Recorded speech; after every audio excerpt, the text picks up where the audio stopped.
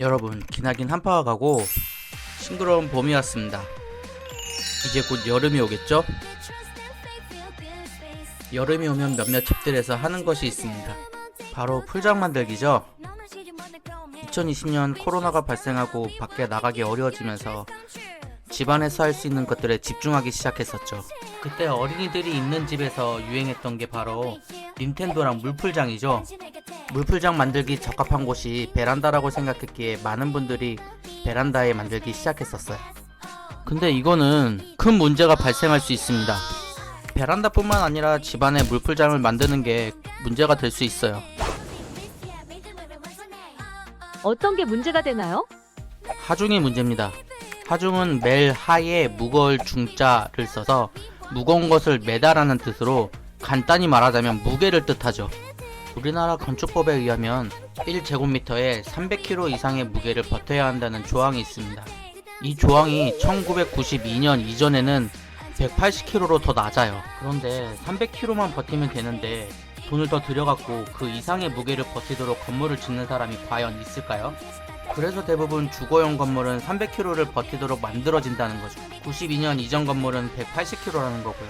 1제곱미터의 사각형에 1m의 물을 채우면 1000리터의 물이 채워집니다. 1리터의 물의 무게는 1kg과 같아요.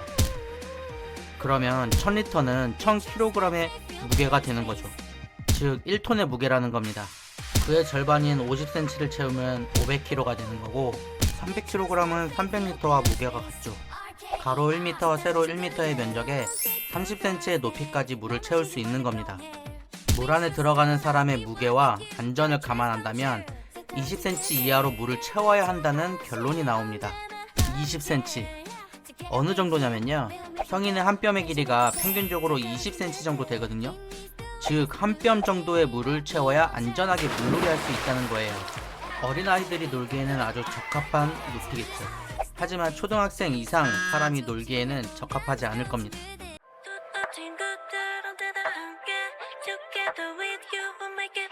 그래도 모르겠어요. 뭐가 문제죠? 건물이 무너질 수도 있습니다.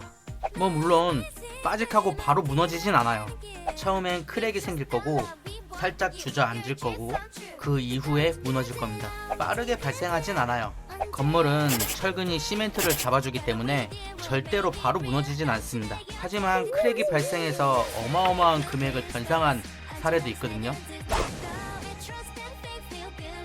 한 커뮤니티에 올라온 글에 의하면 임대해서 거주하고 있는 빌라의 옥상에서 간이 풀장을 설치하고 8톤의 물을 담아서 친구들과 파티를 즐기며 놀다가 아래층 천장에 크랙이 발생했고 수리비용만 1억 8천만 원이 나왔다는 내용입니다.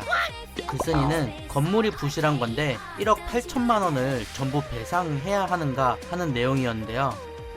한번 계산해 보겠습니다.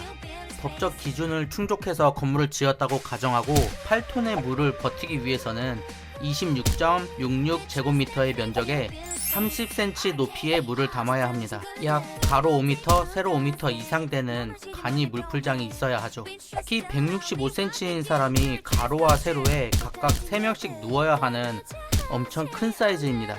하지만 시중에 판매되는 제품 중에는 그만한 사이즈가 없어요. 있다고 하더라도 성인이 풀파티를 즐기는데 물높이가 26cm? 이거부터가 말이 안 되죠.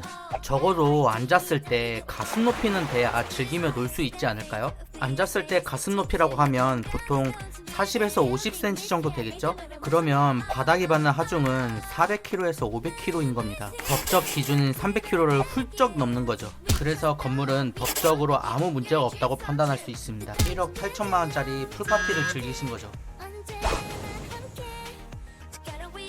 일반적으로 마트나 쇼핑몰에서 판매하는 튜브형 물풀장은 바닥 면적이 1제곱미터가 넘는 제품들이 대부분입니다.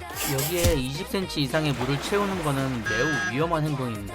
전문가들은 일시적으로 몇 시간 놀고 치우는 건 크게 문제가 없을 거라고 말합니다. 맞습니다.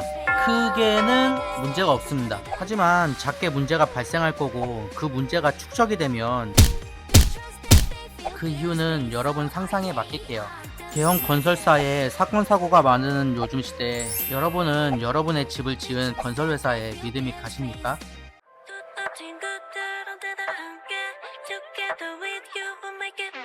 지금까지 베란다 간이 수영장에 대해서 알아봤는데요. 궁금하신 점이나 의견 있으신 분은 댓글 남겨주세요. 인테리어 전문 기업 두터운 친구들이 함께합니다.